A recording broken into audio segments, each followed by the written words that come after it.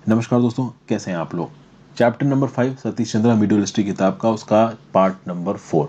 इस part number 4 में हम लोग किसके बारे में बात करेंगे। Turkish conquest of Ganga valley, Bihar और बंगाल में एक्चुअली में क्या हुआ, और उसके बाद ये जो राजपूत थे, ये राजपूत क्यों हारे इन टर्क्स से।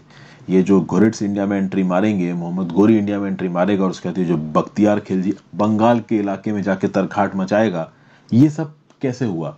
क्या राजपूत कम ताकतवर थे, एक्चुअली में क्या प्रॉब्लम्स थी इंडिया के अंदर, क्या ऑर्गेनाइजेशनल और सोशल प्रॉब्लम्स थी जिसकी वजह से राजपूत यहाँ पे हार गए, इसको समझने की कोशिश करेंगे। और इसमें चैप्टर नंबर 5 खत्म हो जाएगा और इसके बाद चैप्टर नंबर 6 हम लोग दिल्ली सल्तनत पे पहुंच जाएंगे। और आपको पता है दिल्ली सल्तनत एक बहुत इंपॉर्टेंट हिस्सा है हमारी मिडिल हिस्ट्री का।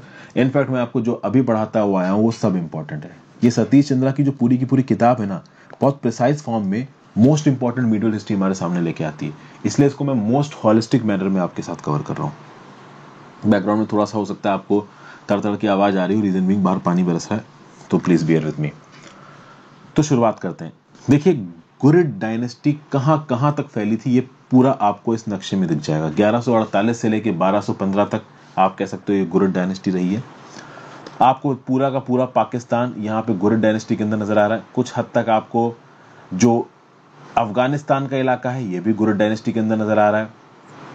फिर कुछ हद तक प्रेजेंट डे ईरान का बहुत छोटा सा हिस्सा भी आपको गुरिड डायनेस्टी के अंदर नजर आ रहा है। और उसके आगे आपका पूरा का पूरा जो खुरासन था, और कहीं ना कहीं बहुत बड़ा पर्शिया का अंपायर किसके अंदर था, ख्वारिज्म डायनेस्टी के अंदर। पिछली वीडियो मैंने खुरासन की बात की थी, तो खुरासन कहाँ कहाँ आता है, तो जैसे कि मैंने आपको बताया था खुरासन एक बहुत बड़े इलाके में फैला है। तो ईरान, अफगानिस्तान, उज्बेकिस्तान, तजिकिस्तान, एक बहुत बड़े इलाके में खुरासन का इलाका फैला हुआ था। तो मेनली इस पर्टिकुलर हिस्से के लिए एक लड़ाई हुई थी, आप कह सकते हो घुरिड्स के बीच में और ख्वारिज्मी अंपायर के बीच में, जिसको ख्वारिज्म शाह जीत गया था और इस पर्टिकुलर इलाके के ऊपर कब्जा हो गया था किसका, ख्वारिज्मी का। इसीलिए आप देखोगे कि घुरिड्स को ईस्ट की तरफ जाना पड़ा, और ईस्ट में पाकिस्तान में यहाँ पे इंतजार कर रहे थे गजनविड्स को घुरिड्स ने हराया, और फिर गजनविड्स को हराने के बाद पंजाब पे कब्जा करने के बाद ये घुरिड्स एंट्री मारेंगे इंडिया में। तो ये कहीं ना कहीं हिस्ट्री में आपको बता चुका हूं, इंडिया में एंट्री मार चुके हैं मोहम्मद गोरी, और यहाँ पे पृथ्वीराज चौहान हार चुका है। अब उसके आगे की बात शुरू करते हैं। Turkish conquest of Ganga valley 1192 AD के बाद क्या हुआ। 1192 एडी से लेके 1206 एडी तक आप देखोगे कि धीरे धीरे जो तुर्किश रूल था वो गंगा जमुना दोआब में बढ़ना शुरू होगा। आपको पता है गंगा बहती आ रही है, जमुना बहती हुई आ रही है, और दोनों लोगों के बीच में, दोनों नदियों के बीच में जो दोआब है, इसको आप बोलोगे गंगा यमुना दोआब। बहुत ही फर्टाइल इलाका है। इसके अपर रीचेस, मिडिल रीचेस और लोअर रीचेस सब कहीं ना कहीं बहुत फर्टाइल है। शुरुआत से लेके एंड तक की जो दोआब है वो फर्टाइल है, और इस दोआब में कहीं ना कहीं टर्क्स ने अपने आप को सेटल करना शुरू किया। अभी इस पर्टिकुलर दोआब में कब्जा पाने के लिए और कहीं ना कहीं डोमिनेंस पाने के लिए एक पर्टिकुलर इलाके पे कब्जा करना बहुत जरूरी था, और वो था कन्नौज। अब अगर हम लोग नक्शे पे ढूंढे कि कन्नौज कहाँ पे था, तो आप कह सकते हो कि लगभग कहीं यहाँ कहीं था आपका कन्नौज। मैं एक अंदाजे से बता सकता हूँ कि somewhere here was the centre जहां से जयचंद्र राज करता था। अब कहीं ना कहीं एंट्री तो मार ही चुका था इंडिया में जयचंद, और दिल्ली के ऊपर जयचंद का कब्जा हो चुका था, अजमेर के ऊपर जयचंद का कब्जा, मोहम्मद गोरी का कब्जा हो चुका था। तो दिल्ली के ऊपर, उसके आसपास के इलाके ऊपर कहीं ना कहीं मोहम्मद गोरी का कब्जा हो चुका था। अभी मोहम्मद गोरी जहां पे सेटल्ड है, वहां से ये जो कन्नौज का राज है ये बहुत ज्यादा दूर नहीं है।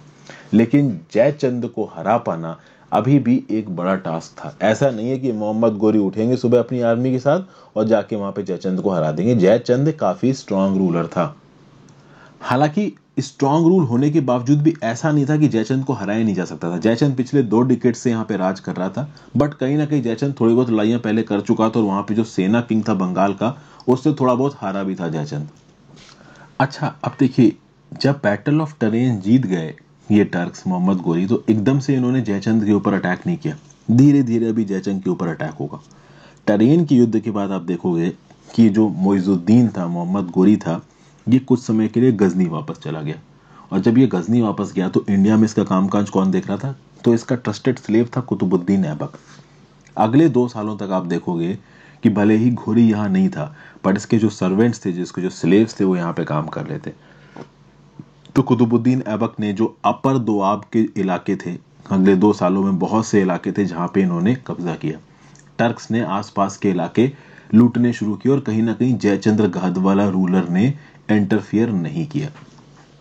तो उसका रीजन ये था कि मोस्ट प्रॉब्ली जो गहदवाला रूलर था जयचंद्र, ये ज़्यादा इंटरफेरेंस नहीं करना चाहता था, या फिर कह लीजिए इन टर्किश सुल्तानों से उलझना नहीं चाहता था। लेकिन देखिए लड़ाई तो होनी थी, भले ही आसपास के डोमेन्स को ये कुतुबुद्दीन ऐबक लूट रहा हो, टर्क्स लूट रहे हो, बट जयचंद्र उस समय पे इंटरफेयर नहीं कर रहा हो सकता है जयचंद्र भी अपनी तरफ पे अपने आप को कंसोलिडेट कर रहा हो, अपने आप को मिलिट्रीली स्ट्रांग कर रहा हो, क्योंकि उसको भी पता था कि कभी ना कभी तो अटैक आएगा ही आएगा।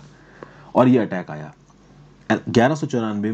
मोइजुद्दीन वापस आया, मोहम्मद गोरी 1194 में आएगा वापस, जमुना रिवर क्रॉस करेगा 50,000 की कैवलरी के साथ और चलेगा किसकी तरफ, कन्नौज की तरफ चलेगा।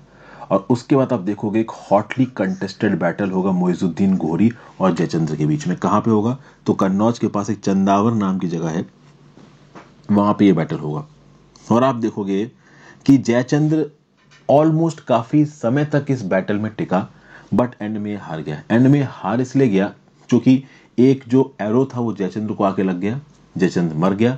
जब जयचंद्र उस एरो से मर गया तो जब राजा ही मर गया तो आर्मी को लीड कौन करेगा, आर्मी में अफरा तफरी मच गई, आर्मी हार गई।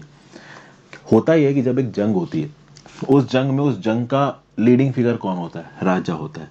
जब तक राजा खड़ा है तब तक उसको सैनिकों के अंदर ताकत है, दम है कि हाँ भाई हमारा नेता खड़ा हुआ है। एक बार राजा गिर गया तो ऑब्वियस सी बात है सैनिकों की हिम्मत वैसे ही टूट जाएगी। जयचंद्र हार गया और उसके बाद मोइजुद्दीन कहाँ पहुंचा, बनारस पहुंचा। और बनारस पहुंच के इसने कथा तरखाट मचा दिया। बनारस पहुंच के इसने बहुत सारे टेम्पल्स तोड़ डाले वहां पे। और धीरे धीरे आप देखोगे कि ये जो टर्क्स थे ये ऑलमोस्ट बिहार के बॉर्डर तक पहुंच गए। मतलब काफी बड़ा इलाका उन्होंने यहाँ पे जीत लिया। बनारस में तो तबाही मचाई दी, क्योंकि टर्क्स थे, इनका जो बेसिक नेचर था वो था प्लंडर का, लूटपाट मचाना, लोगों को अंदर मार देना, उनके घरों में घुस जाना, उनकी औरतों के साथ बदतमीजी करना। ये सब चीजें कॉमन थी इनके लिए, कुछ भी बड़ी बात नहीं थी इनके लिए। ठीक है, ये खुलेआम ये लोग करते थे, बिल्कुल ट्राइबल्स और जाहिलों की तरह एक्ट करना इनका काम था। तो ये लोग बिहार के बॉर्डर तक पहुंच गए। तो ये जो चंदावर का बैटल था, जो कहीं ना कहीं जयचंद के साथ लड़ा यहाँ पे मोहम्मद गोरी ने, और उससे पहले जो तरेन का युद्ध था जो कि पृथ्वीराज चौहान के साथ लड़ा, तरेन में 2 युद्ध हुए हैं। इससे टर्किश अंपायर की नींव पड़ी, और इसी टर्किश अंपायर के साथ साथ दिल्ली सल्तनत की भी नींव पड़ेगी। ऑब्वियसली बात है, दिल्ली सल्तनत की शुरुआत टर्किश रूलर्स के साथ ही हुई थी। ठीक है, तो कहीं ना कहीं आप देखोगे कि ये जो टर्क्स थे, मोहम्मद गोरी था, ये एंट्री तो मार चुका था इंडिया के अंदर। अब इंडिया के अंदर ये अपने डोमिनियन को फैलाना शुरू करेगा। जैसे कि इससे पहले वाली वीडियो मैंने आपको बताया था, पहले वाली बताया था, इसमें बताया था याद नहीं, कि जो मोहम्मद गोरी है वो महमूद ऑफ गजनी से ऐसे कैसे अलग था। महमूद ऑफ गजनी इंडिया में आया था लूटपाट मचाने, लूटा पाटा, सोना लिया, स्लेव्स लिए और चला गया यहाँ से। लेकिन मोहम्मद गोरी यहाँ पे सेटल होके राज करने आया था। इनफैक्ट अगर वो खुद भी वापस गया तो कहीं ना कहीं उसने अपने कुछ स्लेव्स को यहाँ पे राज करने के लिए छोड़ दिया। तो बाद में आप देखोगे कि कहीं ना कहीं इंडिया में ही रहा मोहम्मद गोरी। नेक्स्ट आप देखोगे मोइजुद्दीन, ये मोहम्मद गोरी 1206 तक जिंदा रहा। 1206 तक बयाना के और ग्वालियर के जो ताकतवर किले थे, इन किलों के ऊपर कब्जा किया। फिर जो कुतुबुद्दीन ऐबक था, जो कि सबसे खास आदमी था यहाँ पे मोहम्मद गोरी का, इसने कलिंजार के ऊपर, महोबा के ऊपर, खजुराहो के ऊपर राज किया। कलिंजार, महोबा और खजुराहो ये चंडेल रूलर्स के अंदर थे, और चंडेल रूलर्स आसानी से अपना इलाका तो देने वाले थे नहीं। तो ऑब्वियसली बात है, यहाँ पे कुतुबुद्दीन ऐबक ने एक मिलिट्री कैंपेन को लीड किया और इन इलाकों को कहीं ना कहीं चंडेल रूलर से छीन लिया उसने। फिर आप देखोगे कि दोआब में बेस था टर्क्स का, और आसपास के इलाकों में लगातार अटैक कर रहे थे। ओके, जैसे कि फॉर एग्जांपल गुजरात का रूलर था भीम III, इसको हराया ऐबक ने। फिर अनहिलवारा, फिर और भी बहुत से टाउन्स थे जहाँ पे ये लोग अटैक करते थे, वहाँ के रूलर्स को हरा देते थे और उसके बाद उन टाउन्स को प्लंडर करते थे। प्लंडर करके इनकी सेना वहाँ पे ऐश करती थी। कुछ इस प्रकार का इनका हिसाब होता था कि जहाँ जाओ, मारो, काटो, लूटो, जीतने के बाद यही तुम्हारा इल्जाम है। एक बार तुम जीत गए, उसके बाद तुम लूटोगे। जैसे गाजी सोल्जर की नींव थी ना गजनवीड एम्पायर में, कि ठीक है भाई बिना पैसों के काम कर रहे हैं आर्मी के अंदर, तो इनाम क्या, इनाम ये कि जब जीत जाओगे तो वहां पे खुलेआम तुमको छूट देंगे, जितनी तुमको लूट मचानी हो लूट मचाना, कोई तुम्हें रोकेगा नहीं। इस प्रकार की चीजें उस समय पे चला करती थी। ठीक है, लेकिन फिर आप देखोगे कि बहुत सी ऐसी जगहें भी थी जहां पे मुस्लिम गवर्नर्स को अपॉइंट किया गया रूल करने के लिए। वो टर्किश मुस्लिम गवर्नर था और बाद में उसको निकाल दिया गया। देखिए, एक जगह को जीतना और उस जगह को कंसिस्टेंटली अपने राज में रख पाना, कंसिस्टेंटली उसके ऊपर जोर चला पाना, ये 2 अलग अलग चीजें होती हैं। जैसे कि फॉर एग्जाम्पल भीम थ्री जो रूलर ऑफ गुजरात था उसको उखाड़ फेंका, और बहुत सी जगहों पे रूल्स को उखाड़ फेंका, और वहां पे मुस्लिम गवर्नर्स इंस्टॉल किए गए। और जब मुस्लिम गवर्नर्स इंस्टॉल किए गए तो वहां की जनता ने या वहां की नोबिलिटी ने रेबेलियन करके उस मुस्लिम गवर्नर को उखाड़ फेंका। अब हमेशा तो टर्किश आर्मी वहां खड़ी नहीं रहेगी उसको बचाने के लिए, तो कहीं ना कहीं इस टर्किश रूल के लिए अपने रूल को कंसोलिडेट करना, अपने रूल को और ज्यादा परमानेंट बनाना, ये कहीं ना कहीं मुश्किल हो रहा था। और आप देखोगे कि टर्क्स गुजरात में जितना सक्सेसफुल है, वेस्टर्न एरियाज ऑफ इंडिया में जितना सक्सेसफुल हुए, उससे ज्यादा वो ईस्टर्न इलाकों में सक्सेसफुल हुए। आप देखेंगे एक ऑफिसर था खलजी, बख्तियार खलजी। बख्तियार खलजी ने यहाँ पे काफी कुछ किया है। ये जो बख्तियार खलजी था, इसके जो अंकल थे वो तराइन के युद्ध में लड़े थे, और कहीं ना कहीं आप देखोगे कि बख्तियार खलजी को बनारस के आगे के जो इलाके थे वो इसको दिए गए। और चूंकि बख्तियार खलजी बहुत ज्यादा एम्बिशियस था, तो उसने बोला कि भाई मैं तो अपना इलाका बढ़ाऊंगा, मतलब मैं टर्किश इलाका बढ़ाऊंगा। तो बख्तियार खलजी ने बिहार में अटैक मारना शुरू किया, बिहार में रेड्स करना शुरू की। और उस समय पे बिहार में कोई सेट बहुत बड़ा रूलर नहीं था, कोई बहुत सेंट्रलाइज बड़ा राज था नहीं, मगध अगध टाइप का। तो अब यहाँ पे जब बख्तियार खलजी इस जगह पे अटैक करेगा तो वो बहुत सारी चीजों को डिस्ट्रॉय करेगा। ये एक यहाँ पे बहुत गड़बड़ चीज हुई। इनके प्लंडरिंग नेचर के चलते हमारे बहुत से कल्चरल, आप कह सकते हैं, जो हेरिटेज थे वो तबाह हो गए।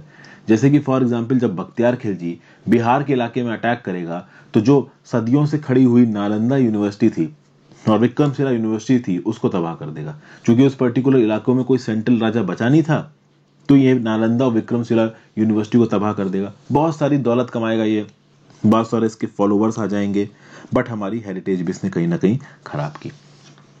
फिर इसके बाद आप देखोगे कि इस पर्टिकुलर बिहार के इलाके से वो इंफॉर्मेशन इकट्ठी कर रहा था, बिहार के इलाके पे अटैक करके वहां पे तबाही मचाई, वहां से पैसा कमाया, वहां के ऊपर पॉलिटिकल कंट्रोल किया। ये तो किया ही किया बख्तियार खिलजी ने। उसके साथ साथ बख्तियार खिलजी ने बंगाल के इलाके के बारे में काफी जानकारी इकट्ठी करनी शुरू की। बंगाल के इलाके में कैसे जाया जाए, क्योंकि हमेशा से इन लोगों ने सुना था कि जो बंगाल का इलाका है यहाँ से ट्रेड होता है, बंगाल के इलाके में बहुत सारे रिच मर्चेंट्स रहते हैं, और बंगाल के इलाके के बारे में जो पहले मुस्लिम ट्रेडर्स थे वो काफी कुछ बता चुके थे इस टर्किश नोबिलिटी को, टर्किश रूलर्स को। तो इन टर्किश रूलर्स के दिमाग में था कि यार बंगाल पे कब्जा करना है, बंगाल बहुत रिच है।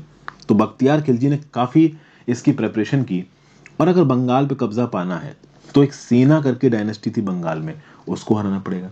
अभी सेना डायनेस्टी को हराना पड़ेगा तो क्या करें, तो कहीं ना कहीं यहाँ पे बख्तियार खिलजी ने एक आइडिया निकाला, और ये आइडिया कुछ हद तक क्या, काफी हद तक बख्तियार खिलजी का as far as Sena dynasty is concern और as far as Bengal is concern काफी फ्रूटफुल रहा। आप देखोगे कि लक्ष्मण सेना का बनाया हुआ एक शहर था नादिया नाम का। नादिया एक पिलग्रिमेज सेंटर था, और अक्सर कर वहां पे पूजा करने ये लक्ष्मण सेना जाया करता था। लक्ष्मण सेना के अंदर उस समय पे बंगाल का बहुत बड़ा इलाका था। अब लक्ष्मण सेना इसी नादिया नाम के शहर में आया था एज अ पिलग्रिमेज सेंटर था, और वहां पे लक्ष्मण सेना आके रुका हुआ था। अब ये जो पर्टिकुलर नादिया नाम का शहर था, वो शहर एक प्रॉपर ट्रेडिंग साइट थी, और उस ट्रेडिंग साइट पे तुर्किश हॉर्स मर्चेंट्स दिख जाया करते थे। जैसा कि मैंने आपको पहले ही बताया था कि इंडिया के अंदर इन ट्रेडर्स को आने की इजाजत थी। इंडिया वालों ने ट्रेडर्स को बहुत वेलकम किया, क्योंकि इंडिया वाले जानते थे कि ये ट्रेडर्स आके धंधा करेंगे तो पैसा कमाया जाएगा। तो इंडिया के अंदर बहुत ट्रेडर्स हैं, और घोड़े पे सवार ये ट्रेडर्स अक्सर कर हर जगह दिख जाया करते थे। तो बख्तियार खिलजी ने क्या किया कि अपने आप को एक ट्रेडर का लुक दिया, घोड़े पे बैठा, और अपने साथ कुछ अपने घुड़सवार लेके आया, और एकदम से उसने अटैक कर दिया। ओके, एकदम से खलबली मच गई, केओस समझ गया। एक छोटी सी टुकड़ी बख्तियार खिलजी के अंदर रुकी, और लक्ष्मण सेना के इस पिलग्रिम सेंटर के आसपास एक तबाही सी मच गई। एकदम से केओस मच गया, तलवारें वगैरह चलने लगी। लक्ष्मण सेना तक खबर पहुंची, जो कि पिलग्रिम सेंटर के अंदर बैठा हुआ था। लक्ष्मण सेना को लगा कि लगता है बख्तियार खिलजी की आर्मी ने अटैक कर दिया। तो लक्ष्मण सेना ने क्या किया, वो पीछे के डोर से निकल गया। ओके, अब आप समझिए, यहाँ पे बख्तियार खिलजी उस समय पे जब टर्किश मर्चेंट की वेशभूषा में आया था, उस समय तो उसके साथ ज्यादा आर्मी नहीं थी, लेकिन थोड़ी ही देर में वहां पे बहुत ज्यादा आर्मी आ गई थी। मतलब उसकी आर्मी उससे कोई बहुत ज्यादा दूर नहीं थी। प्लान कुछ इस प्रकार का रहा होगा, बख्तियार खिलजी कुछ सोल्जर्स को लाके वहां पे अफरा तफरी करेगा, और इस अफरा तफरी में बाहर से आर्मी अटैक कर देगी और ओवरटेक कर लेगी, और इस प्लान में ये लोग कामयाब रहे, और लक्ष्मण सेना वहां से भाग गया था। तो इस पूरे पिलग्रिम सेंटर में आप देखोगे सारे के सारे इलाके पे, सारे के सारे एसेट्स पे, सारी की सारी फैमिलीज, जो भी वहां के रूलर्स थे, उनके राजा, उनकी बीवियों, उनके बच्चों, सबको कैद पे करके यहाँ पे स्लेव बना लिया गया। ये कब की कहानी है? ये 1204 एडी की कहानी है। ये सब 1204 एडी में हुआ था। तो ये जो लक्ष्मण सेना का बनाया हुआ नादिया था, नादिया नाम के पिलग्रिम सेंटर की जो लूटपाट मचाई थी, ये बख्तियार खिलजी ने कब बनाई थी? 1204 एडी में बनाई थी। और जिस समय पे लूटपाट शुरू हुई थी उस समय पे लक्ष्मण सेना वहीं था, बट लक्ष्मण सेना वहां से भाग गया। कहीं ना कहीं उसके ट्रस्टेड फॉलोअर्स ने लक्ष्मण सेना को हरा दिया, भगा दिया, क्योंकि वो जानते थे कि लक्ष्मण सेना का जिंदा रहना बहुत जरूरी है। सेना डायनेस्टी का रूलर ही अगर यहाँ पे मर जाएगा तो क्या पोजीशन ये लोग दिखाएंगे बाद में, तो लक्ष्मण सेना यहाँ से भाग जाएगा। फिर आप देखोगे कि ये जो लक्ष्मण सेना की कैपिटल थी लखनौती के ऊपर भी मार्च किया बख्तियार खिलजी ने, उसके ऊपर भी कहीं ना कहीं कब्जा कर लिया। तो क्या लक्ष्मण सेना पूरी तरीके से खत्म हो गया? नहीं, लक्ष्मण सेना साउथ बंगाल में सुनार गांव के इलाके में चला गया और वहां पे जाके राज करने लगा। आज की डेट में जो सुनार गांव है ना, ये बांग्लादेश में आता है। ओके, फिर आप देखोगे कि बंगाल के बहुत बड़े इलाके में यहाँ पे किसका कब्जा आ जाएगा? बख्तियार खिलजी कब्जा आएगा। तो मोइजुद्दीन इससे काफी खुश था, मोहम्मद गोरी इससे काफी खुश था। तो मोहम्मद गोरी ने बख्तियार खिलजी को बंगाल का गवर्नर नियुक्त कर दिया। लेकिन भले ही यहाँ पे हेड मोहम्मद गोरी था और उसके नीचे बख्तियार खिलजी काम कर रहा था, लेकिन बख्तियार खिलजी अब एक वर्चुअली इंडिपेंडेंट रूलर की तरह यहाँ पे राज कर रहा था। कहने का मतलब ये था कि यहाँ पे बख्तियार खिलजी इंडिपेंडेंट था, लेकिन ये इंडिपेंडेंट बहुत लंबे समय तक नहीं होने वाला था, क्योंकि ये इतना ज्यादा एम्बिशियस था कि अपने एम्बिशन के चलते ये अपना ही मट्टी पलित कर लेगा। एक तो इसका प्लान था कि तिब्बत पे अटैक करेगा। अभी तिब्बत पे अटैक करने वाला प्लान अपने आप में फ्रॉड था। रीजन भी कि तिब्बत के साइड जाने में बहुत बड़े बड़े पहाड़ हैं और उसके साथ साथ वहां सर्दी बहुत पड़ती है। तो तिब्बत में घुस के वहां पे अटैक करके वहां पे कब्जा करना ये अपने आप पे एक मुश्किल काम है। पहाड़ी इलाकों पे घुस के वहां की जगहों को जीत के वहां पे अपने राज स्थापित करना, दिस इज नॉट इजी, पहली चीज। हालांकि इसका तिब्बत का प्लान कैंसिल हो गया और इसने प्लान बनाया कि आसाम की ब्रह्मपुत्र वैली में घुसेंगे। अब आपको पता है कि जिस इलाके में आसाम से ब्रह्मपुत्र बहती है, वहां पे ब्रह्मपुत्र की बहुत सारी छोटी छोटी ट्रिब्यूटरीज हैं, नदियां बहुत हैं। ओके, तो इस नदियों के मेज के बीच से इस ब्रह्मपुत्र वैली में ये घुसा कौन? बख्तियार खिलजी, इलाके पे कब्जा करने के लिए। अब यहां पे आसाम में रूल कौन कर रहा था? तो माघ रूलर्स रूल कर रहे थे। माघ डायनेस्टी के रूलर्स यहाँ पे रूल कर रहे थे। माघ डायनेस्टी के रूलर्स को पता चला कि ये बख्तियार खिलजी आ रहा है हमको हराने के लिए, तो बख्तियार खिलजी आगे की तरफ आ रहा था। माघ डायनेस्टी के जो रूलर्स थे वो काफी शाणे थे। उन्होंने बोला आओ तुम बेटा, क्योंकि क्या है ना कि इस ब्रह्मपुत्र वैली की जो टाइपोलॉजी है, यहाँ पे कहीं ना कहीं पहाड़ भी और यहाँ पे कहीं ना कहीं जो नदी है, नदियां भी बहुत सी बह रही हैं। अभी इसके बीच में ये जो आपका बख्तियार खिलजी चलता ही चला जा रहा है और कहीं ना कहीं जो आसाम के माघ रूलर्स थे पीछे रिट्रीट कर रहे हैं, अपनी जनता को भी वहां से हटा रहे हैं। तो बख्तियार खिलजी आगे बढ़ रहा है, उसको गांव खाली मिल रहे हैं, उसको समझ में नहीं आ रहा कि क्या हो रहा है। वो आगे बढ़ता जा रहा है, उसको कोई अपोजिशन ही नहीं मिल रहा है। तो बख्तियार खिलजी इतना परेशान कि ना मैं किसी को हरा रहा हूं, मैं आगे बढ़ता जा रहा हूं तो मुझे गांव के गांव खाली मिल रहे हैं, तो मैं क्या करूं? चूंकि जीत तो आपकी तब होगी ना जब आप किसी सेना से लड़ोगे और सेना को लड़के हराओगे और अपना राज वहां पे स्थापित करोगे। लेकिन बख्तियार खिलजी को यहाँ पे समझ में ना आए कि वो आगे बढ़ता जाए और कोई रास्ते में आए ना, आगे बढ़ता जाए कोई रास्ते पे आए ना, गांव के गांव बीतते गए और सबके सब खाली। तो समझ ना कोई सेना मिले ना कोई लोग मिले। यहाँ पे ये जो माघ रूलर्स थे ना आसाम के, ये बड़े शाणे थे। इन्होंने बख्तियार खिलजी को एक नेट में फंसा दिया। बख्तियार खिलजी आगे बढ़ता गया, आगे बढ़ता गया, आगे डेड एंड था। डेड एंड क्यों था? क्योंकि बड़ी बड़ी नदियां थी। अभी बड़ी बड़ी नदियां आ गई और ये माघ रूलर्स क्या कर रहे थे, ये बख्तियार खिलजी के रास्ते से अपने आप को काट के चारों तरफ से बख्तियार खिलजी को घेर रहे थे। इधर से वो बख्तियार खिलजी को भेज रहे थे और बीच से बख्तियार खिलजी की आर्मी आगे बढ़ रही थी। एक समय ऐसा आया कि बख्तियार खिलजी को सामने नदी दिख रही है और ये आसाम के माघ रूलर्स की सेना पीछे से आके इनको ऐसे घेर के खड़ी हो जाएगी।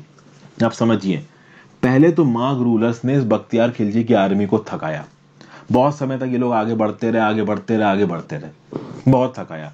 अंत में बख्तियार खिलजी और उसकी आर्मी थक गए और उन्होंने बोला कि यार बहुत हो गया, अब एक काम करो वापस चलो। अब इस पूरे प्रोसेस के दौरान बीच बीच में छोटी छोटी टुकड़ियों ने उनके ऊपर अटैक भी किया हैफेजर्ड तरीके से। जैसे फॉर एग्जांपल बख्तियार खिलजी ने अपनी एक टुकड़ी से कहा कि ठीक है तुम इधर से जाके देख के आओ आगे क्या हो रहा है, वो छोटी टुकड़ी आगे गई, उसके ऊपर माग रूलर्स ने अटैक कर दिया। तो इस प्रकार से छोटे छोटे ऐसे अटैक किए जिससे कि यहाँ पे बख्तियार खिलजी फ्रस्ट्रेट होने लगा। ओवरऑल उस इलाके में घेर घेर के मार रहे थे माग रूलर्स वाले बख्तियार खिलजी को। और एक समय ऐसा आया कि बख्तियार खिलजी की आर्मी की एक तरफ नदी और दूसरी तरफ यहाँ पे आपकी माग रूलर्स की आर्मी, ऊपर से बख्तियार खिलजी की आर्मी भूखी और प्यास से बेहाल, इनको बीमारी भी लगने लगी थी। अब ये तुर्किश आर्मी बीच में एक ऐसी जगह फंस गई जहां सामने नदी है, ये लोग भूखे हैं, बीमार हैं और सामने आसाम की आर्मी खड़ी है। भाई बुरी तरीके से हारी यहाँ टर्किश आर्मी। किसी प्रकार से बख्तियार खिलजी अपने कुछ फॉलोअर्स के थ्रू माउंटेन ट्राइब्स की मदद से माउंटेन के बीच से बचता बचाता भागा। उसकी हेल्थ भी खराब हो चुकी थी, उसके हौसले भी यहाँ पे टूट चुके थे, वो बिल्कुल ही यहाँ बीमार पड़ चुका था। मतलब ये जो आसामीज एक्सपीडिशन था, वो कहते हैं ना कि last nail in the coffin. हालांकि last nail in the coffin नहीं बोलना चाहिए, जो कि पहले बख्तियार खिलजी काफी सक्सेसफुल हुआ था सेना रूलर्स के अगेंस्ट बिहार के इलाके में, लेकिन आसाम में जो माग रूलर्स की चपेट में आया ये बचा नहीं। और एक दिन ये बीमार अपने टेंट में सो रहा होगा, बहुत बीमार था, एकदम से इसी का कोई एक चीफ आया, अमीर आया और उसने इसको स्टैब कर दिया, चक्कू से मार दिया। ओके, तो यहाँ पे बख्तियार खिलजी का हो जाता है अंत। ठीक है ना, कभी कभी बड़े ताकतवर लोगों का भी बड़ा दुखद अंत होता है। नेक्स्ट बात करते हैं कुतुबुद्दीन ऐबक की और ये जो खिलजी चीफ की। अब आप समझिए, नॉर्थ इंडिया में टर्किश झंडा फैलाने को एक तरफ कुतुबुद्दीन ऐबक लगा हुआ, दूसरी तरफ बख्तियार खिलजी लगा हुआ, और कहीं ना कहीं इन्होंने बाकी बहुत सारा इलाका जीता भी। ये जो मोइजुद्दीन था, इन्हें मोहम्मद गोरी था और इसका जो ब्रदर था, इन्होंने कहीं ना कहीं घुरिद एम्पायर को सेंट्रल एशिया में भी हराने की कोशिश की है। मैंने आपको बताया था ना कि 1192 में टरेन का युद्ध बीतने के बाद ये जो मोहम्मद गोरी थी ये वापस लौट गया था। अभी जब वे वापस लौट गया तो वापस लौटने के बाद 1194 में वापस आया, फिर उसके बाद ये फिर से सेंट्रल एशिया में गया था और इसकी एक तमन्ना थी कि जो ख्वारिज्मी अंपायर्स को हराएंगे और पर्शिया के ऊपर कब्जा करेंगे।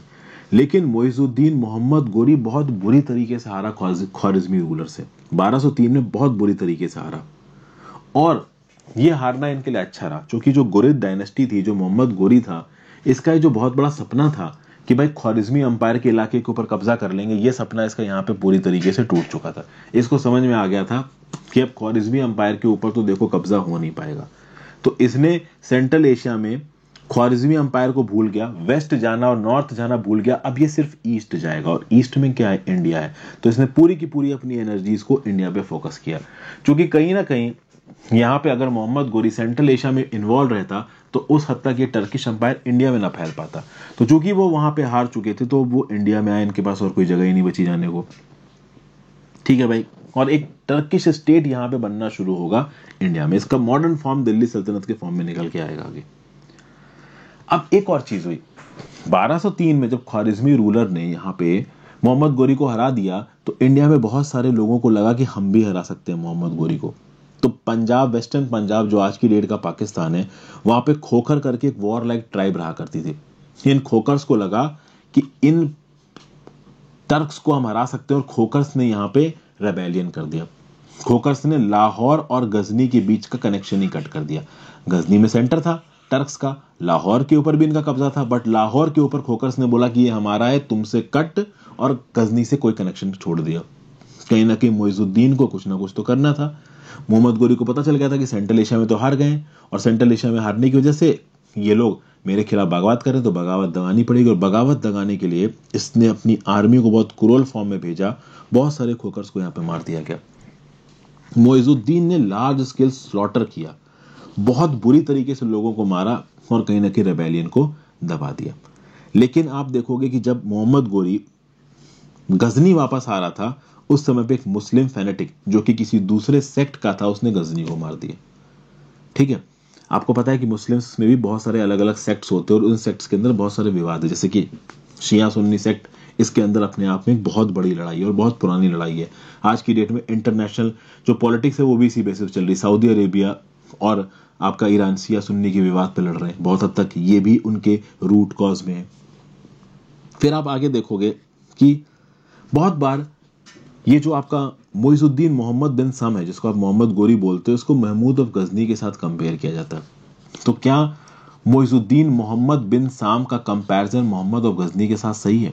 अगर आप देखो तो महमूद ऑफ गजनी मोहम्मद गोरी से ज्यादा आप कह सकते हो सक्सेसफुल था। यहाँ पे मोइजुद्दीन लिखा हुआ है हर जगह पे, मोइजुद्दीन मोहम्मद, वो एक्चुअली में मोहम्मद ऑफ गोरी या फिर मोहम्मद गोरी है, उसका नाम मोइजुद्दीन मोहम्मद है।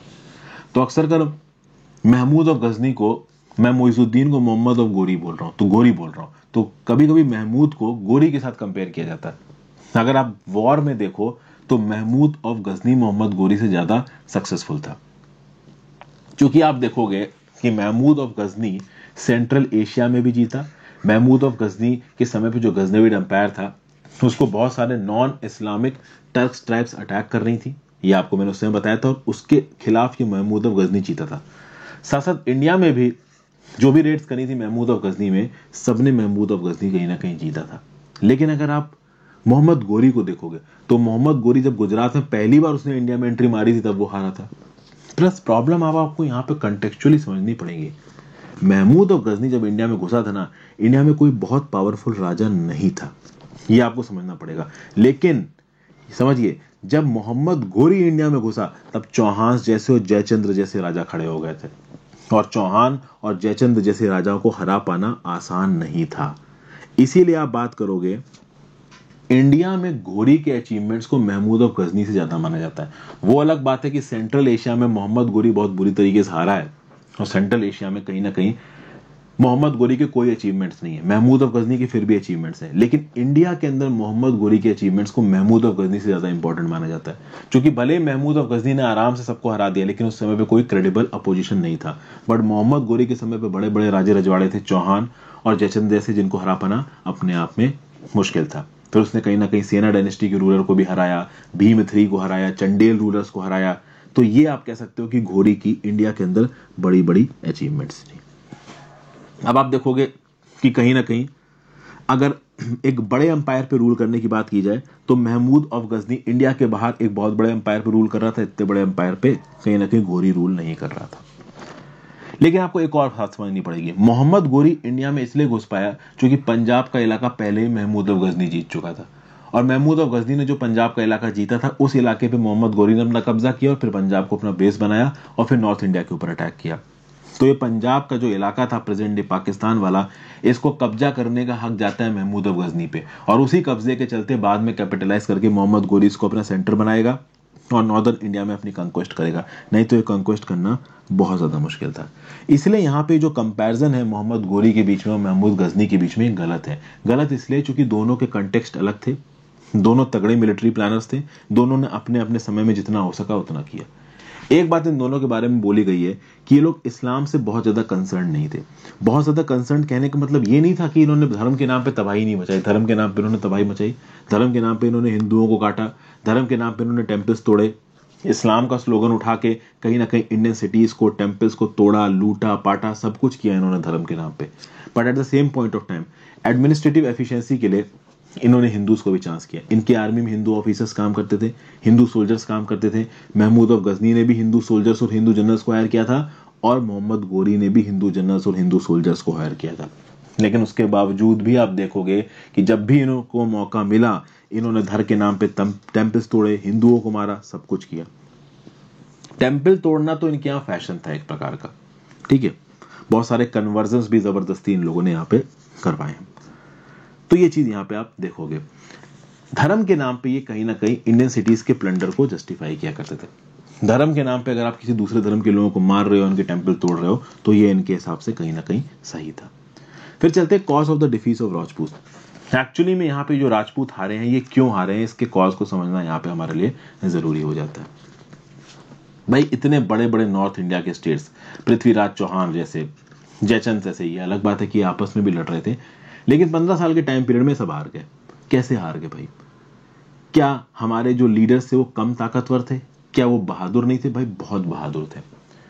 आप समझोगे कि इंडिया में एक और चीज थी, सोशल और पॉलिटिकल वीकनेस। कहीं ना कहीं सोशल और पॉलिटिकल वीकनेस एक बहुत बड़ी चीज होती है। देखिए, कोई एक पर्टिकुलर कंट्री दूसरे कंट्री पे अटैक कर रही है, जो कंट्री हारेगी या तो सोशली या पॉलिटिकली वीक होगी, या फिर इकोनॉमिकली या मिलिटरीली वीक होगी। ये दो चीजें हो सकती है। टर्क्स के और इंडियंस के अगर वेपन्स को कंपेयर किया जाए तो ऐसा नहीं था कि टर्क्स के पास कोई बहुत सुपीरियर वेपन्स थे। अगर आप इंडियन और टर्क्स के वेपन्स को देखोगे तो ऑलमोस्ट एक जैसे ही वेपन्स थे। जो आयरन स्टिरप्स थे वो यूरोप में भी इस्तेमाल किए जा रहे थे और इंडिया में भी 8वीं शताब्दी से इस्तेमाल किए जा रहे थे। आयरन स्टिरप्स क्या है, तो जो घोड़े पे सवारी करते हैं घुड़सवार, उनके पैरों को फंसा के बैलेंस बनाने के लिए आयरन स्टिरप्स का इस्तेमाल किया जाता है। तो वो इंडिया की कैवलरी के पास भी थे, इंडियन सोल्जर्स के पास, और कहीं ना कहीं टर्क्स की कैवलरी के पास भी थे। अगर तीरों की बात की जाए, बोस की बात की जाए, धनुष बाण की बात की जाए, तो जो टर्किश बोस थे वो बहुत दूर दूर तक मारते थे, लेकिन इंडियन बोस भी खतरनाक थे।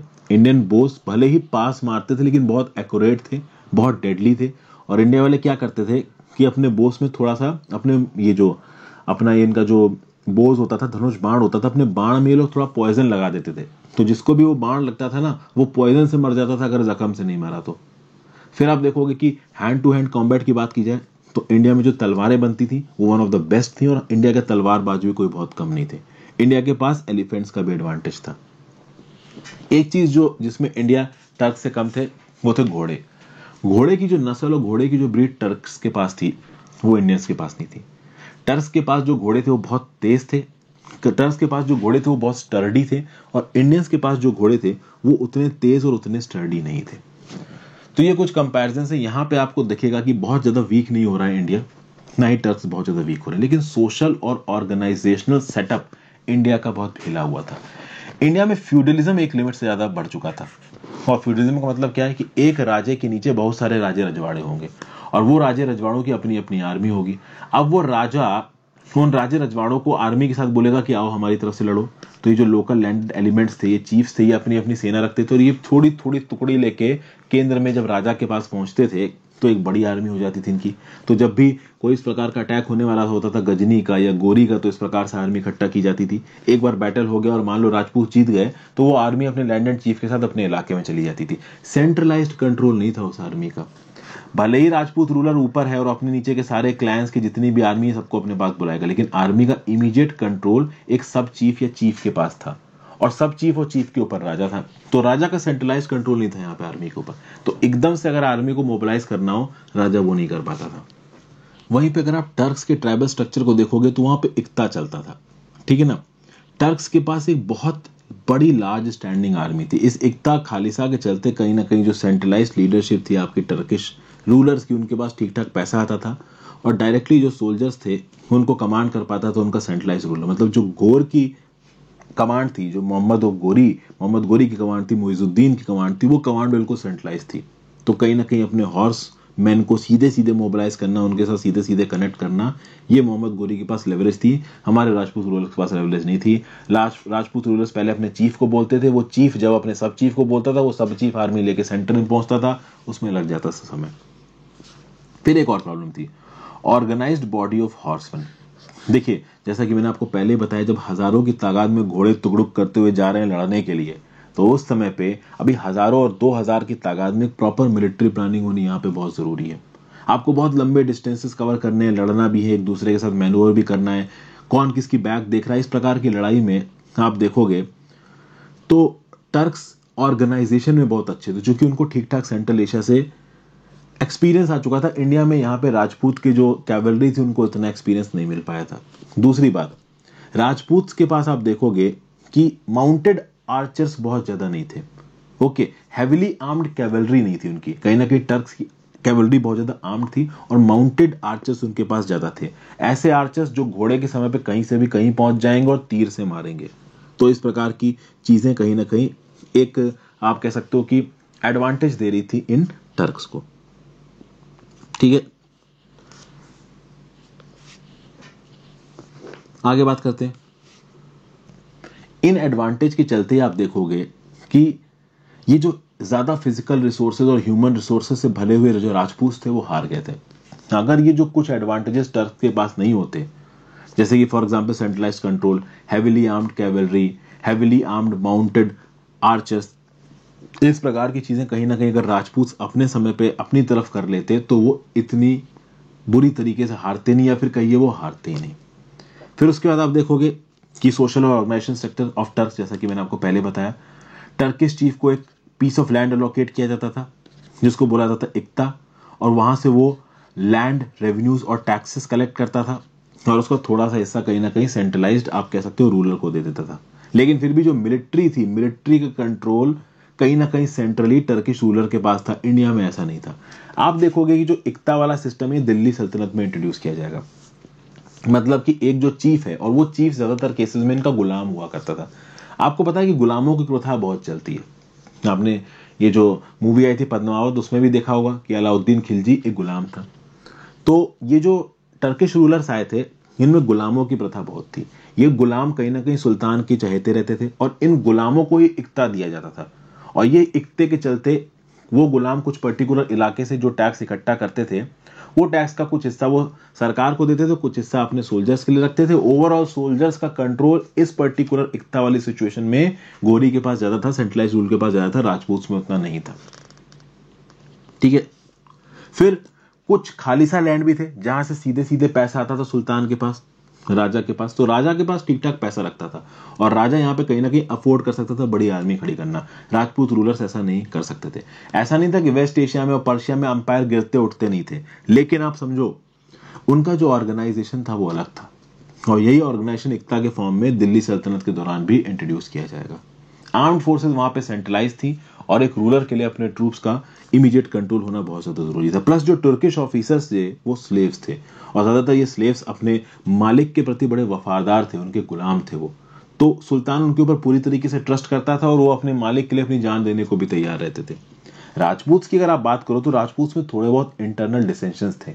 राजपूत बहुत ब्रेव थे, किसी भी प्रकार से फिजिकली, मेंटली, लड़ाई के तौर तरीके में, स्किल में टर्क से कम नहीं थे वो। लेकिन आप देखोगे कि कहीं ना कहीं इंटरनल डिसेंशंस राजपूत के बहुत ज्यादा थे। अब आप समझिए, यहां पे जब पृथ्वीराज चौहान के ऊपर अटैक हो रहा है तो जयचंद मदद करने नहीं आया। अभी जयचंद की आर्मी और पृथ्वीराज चौहान की आर्मी मिल जाती तो क्या कभी जीत पाता मोहम्मद गौरी? क्या कभी वो इंडिया में घुस पाता? ऑब्वियसली बात है, नहीं घुस पाता।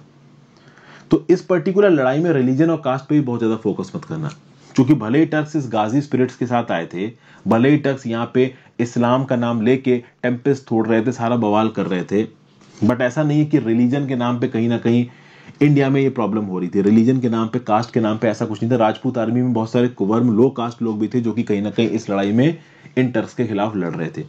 तो कुछ हद तक रिलीजन ने इंडिया को कमजोर किया था। रिलीजन ने नहीं कहना चाहिए, कास्ट ने स्पेसिफिकली, कुछ हद तक कास्ट ने इंडिया को यहाँ पे कमजोर किया था, और कुछ हद तक रिलीजन वाला ये फैक्टर था ही। कहीं ना कहीं रिलीजन के नाम पे जो टर्किश इन्वेडर्स थे, उन्होंने मुस्लिम्स को ग्रुप में चुना और फिर कहीं ना कहीं अटैक किया, इस्लाम के साथ जोड़ दिया इस चीज को कि हमारी लड़ाई काफिरों के खिलाफ है। तो कहीं ना कहीं रिलीजियस जील फैला दी सोल्जर्स के अंदर। हालांकि आप देखोगे कि जो मोहम्मद गोरी थे और बाकी जितने भी टर्किश रूलर्स आएंगे, इनका जो एडमिनिस्ट्रेशन होगा ना, वो काफी हद तक एफिशिएंसी को प्रमोट करने वाला होगा। और एफिशिएंसी प्रमोट करने के लिए उसे किसी दूसरे धर्म के पर्सन को अपॉइंट करना पड़ जाए तो वो कर देंगे, उन्हें कोई प्रॉब्लम नहीं है। ठीक है। प्लस गाजी स्पिरिट वाली बात तो थी, प्लंडर थे ये। ओके। और इंडिया की तरफ से राजपूत्स में लोअर कास्ट भी लोग भी कहीं ना कहीं आर्मी में लड़े हैं। फिर आप समझोगे कुछ स्ट्रेटजिक गलतियां भी बहुत हुई हैं राजपूत से। राजपूत ने बहुत स्ट्रेटजिक गलतियां की हैं। बहुत बार पहले ऐसा हुआ कि टर्किश आर्मीज ने इंडिया में अटैक किया और राजपूतों ने उनको हरा दिया, और राजपूत हरा के इमीडिएटली खुश हो गए। एक स्ट्रेटेजिक विजन मिसिंग था। जब राजपूत को यह दिख रहा था कि ये गजनविट्स पंजाब के इलाके में हिंदुशाही रूलर्स को हरा के आगे आ रहे थे, तब राजपूत से एक दूसरे के साथ नहीं मिले। जब राजपूत को दिखा कि ये जो आपके घुरिड्स हैं, इन्होंने गजनविट्स को रिप्लेस कर दिया है काबुल और लाहौर में, और कहीं ना कहीं ये सेंट्रल एशिया से हार के आ रहे हैं, तो ये हमारी तरफ आएंगे, तब भी यहाँ पे राजपूत एक साथ नहीं हो पाए। वो इस बात को एसेस ही नहीं कर पा रहे थे कि कहीं ना कहीं सेंट्रल एशिया में जो हो रहा है उसका इफेक्ट इंडिया की हिस्ट्री पे भी पड़ेगा। तो सेंट्रल एशिया में जो आर्मी लगातार हार के इंडिया की तरफ आ रही है, वो कहीं ना कहीं इनके ऊपर भी अटैक करेगी। इस बात को लेकर राजपूत ज्यादा सीरियस नहीं थे, वो आपस की लड़ाई में ज्यादा लड़े हुए थे।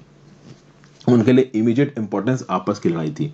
लेकिन जब ये सेंट्रल एशिया का खतरा सर पे आके खड़ा हो गया, उसके बाद भी सब एक साथ नहीं हो पाए। आप देखिए, जयचंद्र पृथ्वीराज चौहान की मदद के लिए नहीं गया, और एंड टाइम पे मोहम्मद गोरी की इंडिया में एंट्री हो गई, और उसके बाद पूरा का पूरा इतिहास ही यहाँ पे आपको बदलता हुआ नजर आएगा। तो ये था पूरा का पूरा एनालिसिस दोस्तों। यहाँ पे जो चैप्टर नंबर 5 है वो आपका खत्म हो जाता है। जितना ज्यादा आसान तरीके से, जितना ज्यादा स्टोरी फॉर्म में चीजें मैं आपको समझा सकता था, उतना ज्यादा मैंने आपको चीजें समझाने की कोशिश की है।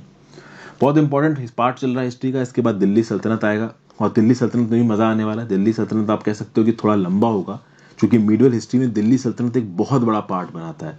उसके इकोनॉमिक फैसेट्स भी हैं, मिलिट्री फैसेट्स भी हैं, पॉलिटिकल फैसेट्स भी हैं, उसके रूलर ने क्या किया क्या नहीं किया, सरकार किस प्रकार की थी, इससे बहुत सारे सवाल बनते हैं। ट्रेड इंडस्ट्री कैसा हुआ, सेक्युलरिज्म की फील्ड में क्या हुआ, कितना ऑथोरिटेरिज्म दिखाया, कल्चरल डेवलपमेंट कैसे होगा, उसके बाद बैटल ऑफ पानीपत, फिर मुगल एम्पायर, इन सब चीज़ों पे कहीं ना कहीं हम लोग पहुंचेंगे। धीरे धीरे करके आपको सारी की सारी डिटेल्स यहाँ पे मैं पढ़ाऊंगा। आई होप आपको चीज़ें इंटरेस्टिंग लग रही हों। आपके जो भी कमेंट्स हैं, आपके जो भी व्यू पॉइंट्स हैं, they are most welcome in the comment box below. आप मुझे अपने व्यू पॉइंट्स बेझिझक बताएं, उनको मैं सब्सिक्वेंट वीडियोस में इनकॉर्पोरेट करने की कोशिश करूंगा। Thank you for watching friends, have a great day, goodbye. Channel को लाइक और शेयर किए बिना मत जाना। इस वीडियो को, चैनल को शेयर और सब्सक्राइब किए मत जाना। अपने दोस्तों के साथ चैनल को सब्सक्राइब करवाओ। अगर आपको मदद मिल रही तो आप ज्वाइन बटन दबा के हेल्प भी कर सकते हो। इंस्टाग्राम पे फॉलो कर लो। अपने मैसेजेस आप मुझे भेज सकते हो। अच्छा लगा तो मैं आपके मैसेज का जवाब जरूर दूंगा। अच्छा लगा इन द सेंस कि अगर वो सबके लिए इंपॉर्टेंट हुआ तो बना के दूंगा। और अगर आपके मैसेज के जवाब नहीं आ रहे हैं तो प्लीज़ डिसहार्टन मत होइए। आप देख ही सकते हो कि वीडियोस बनाने में काफ़ी समय लग जाता है, कभी कभी मैं मैसेजेस नहीं पढ़ पाता हूँ, तो sorry for that. Thank you for watching, have a great day. Telegram group जरूर ज्वाइन कर लो। वेबसाइट पे जाके चेक कर सकते हो, currentaffairsharshidwedi.com पे।